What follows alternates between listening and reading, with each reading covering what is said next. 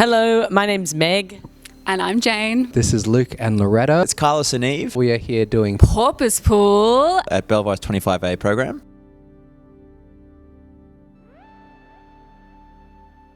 Porpoise Pool is a story about a young woman, a young mum, who is struggling to come to terms with her role as a mother. She's funny, she's tough, but she's also like really soft, and she's struggling, and she's brave, and she's flawed and weak and vulnerable. It's about what to do when you feel like you are a screw up and feeling directionless. The play for me is about motherhood, postnatal depression, and AI, which is very topical at the moment. She gets an AI house to help her with her mental health and her ability to do the best she can to be a mother. It's about how we relate to it, how do we use it, and really question the purpose of it.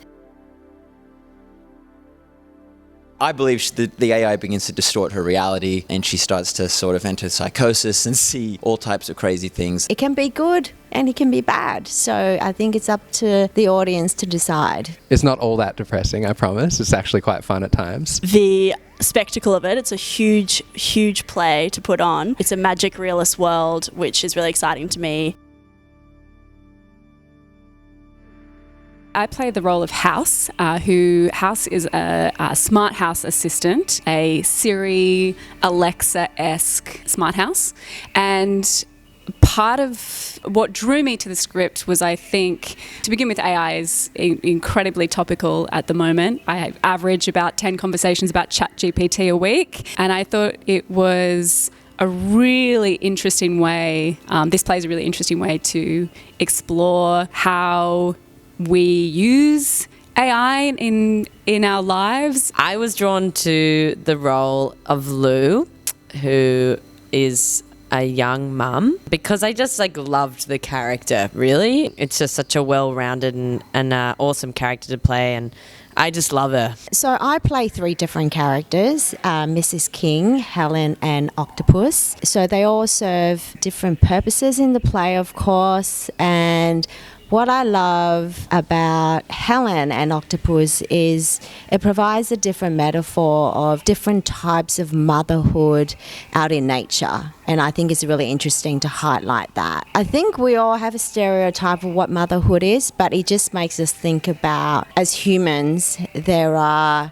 different types of mothers out there, and it's not all easy. Yeah, my character, Jonah, I actually have a very similar upbringing, so it was kind of nice to read something and be like, oh, that's me, that's my experience. It's really nice to see a Chinese Australian experience on stage and to get to be a part of sort of My son. Yeah. Asian excellence. Yeah, it's really nice to be able to sort of rep that. When I first auditioned, I actually auditioned for Jonah. When I read the play to audition for Jonah, I couldn't keep my eyes off the Pete character. And then as I kept reading, specifically the Seal character, and I remember asking, can I audition for these characters? Just because they seemed so fun and big, and my instincts kept coming alive when I was reading for these characters. So I think also it's really exciting for me because this is my first time doing theatre. And when I read for those characters, like the multiple characters, I just felt excited, and like my spidey senses were tingling, if that makes sense. So yeah, I just had that feeling that I could do something special with the characters. So yeah. JoJo Zhou, who's an amazing playwright who sent the play to me a few years ago. Initially, I was overwhelmed by the spectacle of it. I guess what draws me to theatre is the surprise and the connection, and this play has all of that. So when she brought it to me, I was like, let's do it, baby.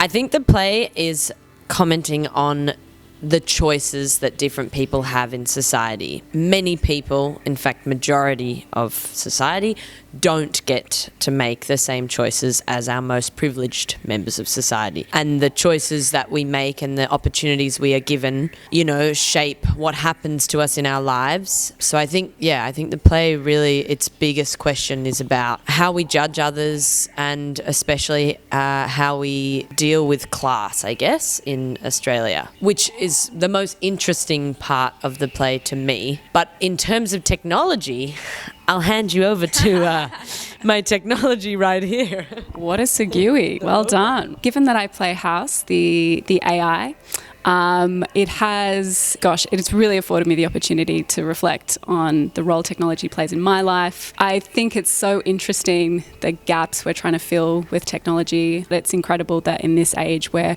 we are so connected, we can feel so lonely, and it's a very strange opportunity to get to play a robot, essentially. It's certainly not, being small and nuanced and robotic it's definitely not really in my wheelhouse, so that was a fun opportunity to try and figure that out. I think this play manages to have all those conversations, but at the same time does something that is so human, which is that this play is an absolute kaleidoscopic, magical realist explosion, and it's fun and it's nonsensical in lots of ways, and I think it affords us the opportunity to connect in playful human ways, as well as reflecting on the ways we use technology to connect at the same time.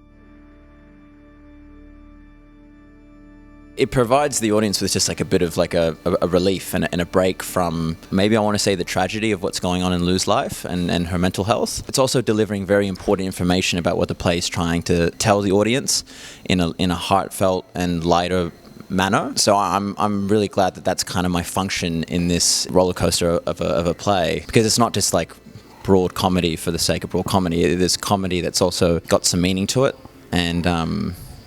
and I think as audiences we digest that better or clearer and easier when we're able to have a laugh and think at the same time.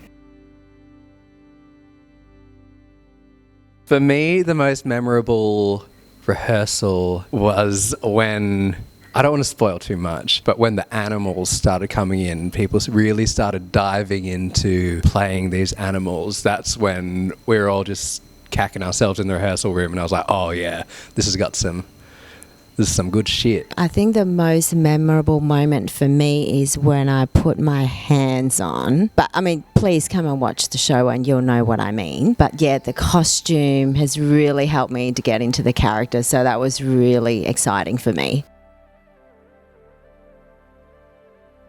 We did the first development of the play in 2019, which was really fantastic, and basically this process now, bringing all of the cast in, all of the creatives in, it's been amazing to work collaboratively and sort of reshape the whole play as we've seen it on its feet. And for both of us, that's really at the core of our practice, like collaboration, and the whole team have all been dramaturgs in the process, and it really has changed in a wonderful way. I think JoJo's really happy, I'm really happy, and I think you don't really know how a play is going to look until it is up on its feet, as we've discovered.